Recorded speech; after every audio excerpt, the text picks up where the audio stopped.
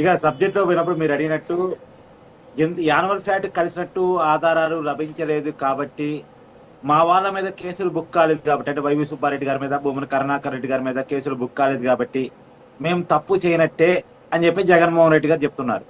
నిజానికి ఆయన SIT report నే ఉటంకిస్తున్నారు, సిట్ రిపోర్ట్ ను అగ్రీ చేస్తున్నారు.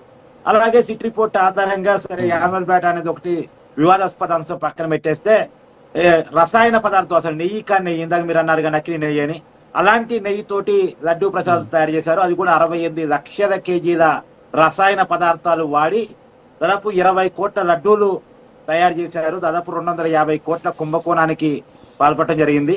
నిబంధనలకు విరుద్ధంగా తిరుమల తిరుపతి దేవస్థానం నిబంధనలు మార్చి మరి సడలించి మరి ఏఆర్ డైరీకి, బోలేబాబా డైరీకి టెండర్ ఒప్పజెప్పారు.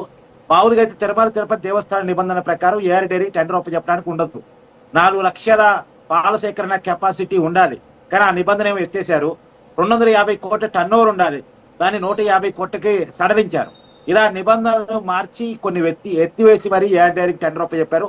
ఇలా పాల సేకరణ కెపాసిటీ లేని సంస్థకి ఎందుకు టెండర్ ఒప్పజెప్పాల్సి వచ్చింది? ఇదంతా కళ్ళ ముందు కనపడుతుంది, సిట్ రిపోర్ట్ లోనే ఉంటుంది. ఈ సిట్ రిపోర్ట్ ని వైసీపీ అగ్రీ చేస్తుంది, కూటమి అగ్రీ చేస్తుంది. ఇప్పుడు తప్పు జరిగినట్టేగా.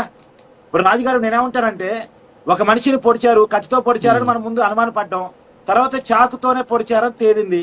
పొడవటం అబద్ధమా నిజమా అంటే ఏం చెప్పాలి? ఇప్పుడు పొడవటం నిజమే కదా, నేరమే కదా. ఇప్పుడు ₹1 కోటి దొంగతనం జరిగిందని ఒక అనుమానంతో కంప్లైంట్ వచ్చింది, ఆధారాలతో 50 లక్షలే దొరికాయి, మిగతా 50 లక్షలకి ఆధారాలు దొరకలేదు. కాబట్టి 50 లక్షలే దొరికాయి కాబట్టి దొంగ కాకుండా పోతాడా?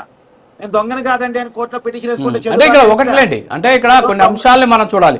కార్తిక్ గారు ఇక్కడ ఏంటి అంటే, సరే మిగతా జరిగేటటువంటి నేరాలకి విశ్వాసానికి సంబంధించినటువంటి ఘాతుకానికి చాలా తేడా ఉంది. ఇక్కడ విశ్వాసం, భక్తులకు సంబంధించినటువంటి విశ్వాసానికి సంబంధించినటువంటి అంశం ఇది. మరి భక్తులకు సంబంధించినటువంటి విశ్వాసానికి సంబంధించినటువంటి అంశం కాబట్టి సో ఇలాంటివి మాట్లాడే సందర్భంలో, ఎందుకంటే తిరుమల తిరుపతి దేవస్థానం అనేది ఈరోజు ప్రపంచవ్యాప్తంగా ఉన్నటువంటి హిందువులకు సంబంధించినటువంటి అతిపెద్ద ఆధ్యాత్మిక సంస్థ.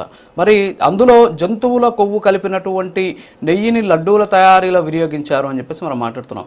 ఇంకా కూడా చాలామంది ఇంకా లడ్డూల వరకు ఆగిపోయారు. ఆ నెయ్యిని రకరకాలైనటువంటి స్వామివారి నైవేద్యాలకు కూడా వినియోగిస్తారు. మనం భక్తులకు ఇచ్చేటటువంటి లడ్డూల దగ్గర ఆగిపోయాం, స్వామివారికి